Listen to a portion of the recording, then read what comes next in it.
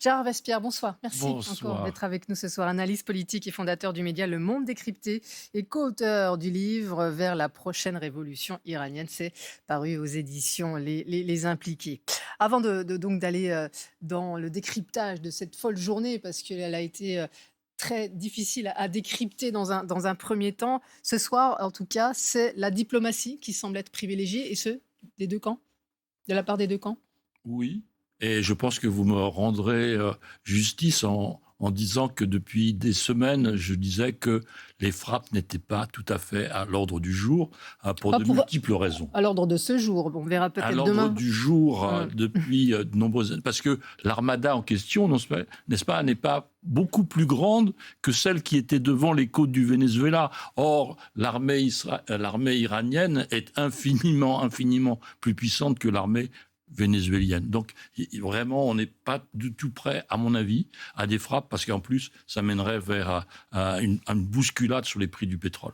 Donc, effectivement, on est maintenant sur une phase de négociation, et donc la Russie aussi doit s'en réjouir, parce que l'Iran est son grand allié, et après avoir perdu la Syrie, le Kremlin, après avoir perdu aussi des positions au Venezuela, ne souhaiterait pas perdre l'Iran. Le Kremlin qui a reçu hier la visite d'un haut dignitaire du régime. Le secrétaire du Conseil national de sécurité de la République islamique, Ali Larijani. Dans les négociations, justement, parlons-en, Gérard Vespierre, elles portent, on l'imagine bien sûr, sur le nucléaire, le programme nucléaire iranien. Alors, elles ont trois objectifs. Premièrement, effectivement, d'aborder le programme nucléaire iranien, ce qu'il en reste, que sont devenus les 400 kilos d'uranium enrichi dont on n'a pas vraiment la trace.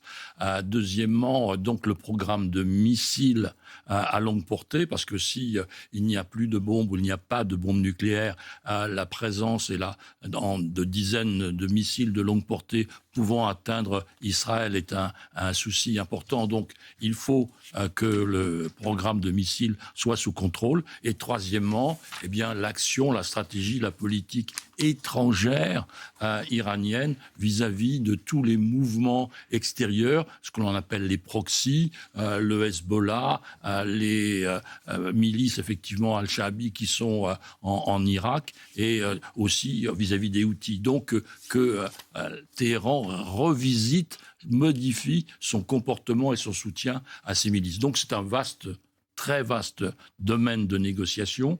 Je pense qu'il est hors de question que les Iraniens cèdent totalement aucun de ces chapitres.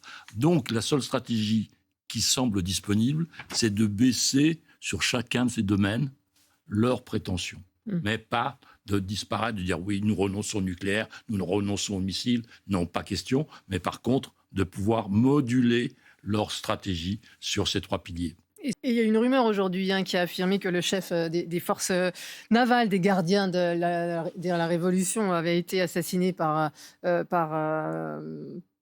des mouvements anti-gouvernement, en tout cas anti-régime en Iran. C'est une rumeur qui a beaucoup circulé sur les réseaux sociaux, comme d'autres d'ailleurs. Mais qui a été démentie. Vite démentie. Effectivement, c'était dans le cadre des explosions d'aujourd'hui. Alors, il faut préciser, comme vous le savez, je suis particulièrement attentif à tout ce qui se passe à l'intérieur de l'Iran. Et donc, depuis des mois, vous avez des explosions qui se produisent dans la totalité du pays, donc aussi bien dans des usines que dans des boutiques. Par exemple, il y a une boulangerie, je ne sais plus à quel endroit, qui a explosé. Donc, il y a, de par le manque de ressources financières du pays, il y a une absence totale d'entretien dans toutes les installations. Donc pour vous, vous confirmez ce que dit le régime iranien, ce sont des accidents. Alors, ça ne peut pas être des frappes organisées par des gens anti-régime. Ça va, à partir du moment où il n'y a pas d'objectif qui soit vraiment atteint.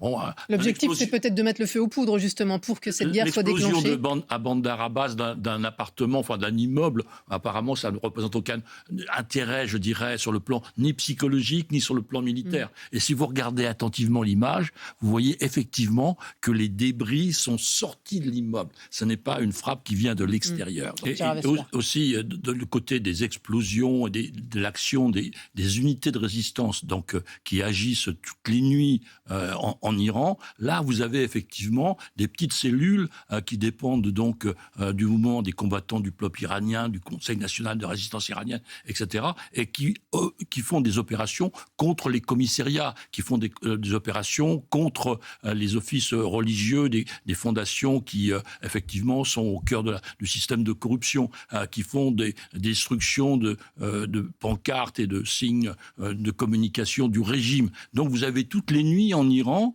il y a à peu près 4 à 5 000 de ces petites unités dans tout le pays, qui ont participé d'ailleurs, bien sûr, à la mise en explosion du pays après le démarrage à Téhéran. Eh bien, vous avez ce double mouvement, effectivement, d'une résistance intérieure qui existe, et puis un certain nombre d'accidents ou d'incidents qui se déroulent dans le pays. La prochaine opération militaire, l'entraînement, la démonstration. Alors, c'est là où j'allais en venir, Monsieur Vespierre. Vous faites l'enchaînement.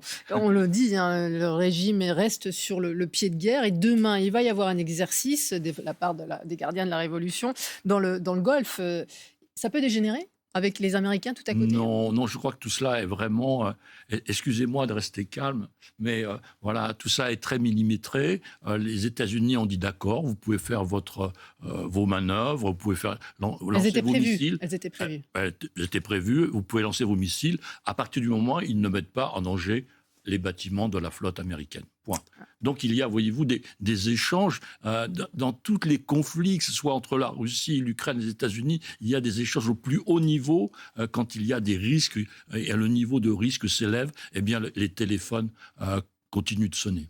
Et dans tous les pays du Golfe, hein, où chaque pays appelle à la désescalade pour, bien sûr, il y a plein d'intérêts, notamment du pétrole, du gaz, mais il y a aussi, bien sûr, la peur de l'embrasement de toute la région. Oui, parce que si à terme, dans cette année, en fin d'année ou l'année prochaine, l'Iran était sur la voie d'un nouveau régime qui soit plus ouvert ou vraiment ouvert, revenant à une démocratie, à ce moment-là, les États-Unis ne pourront que débloquer la situation du pétrole en Iran.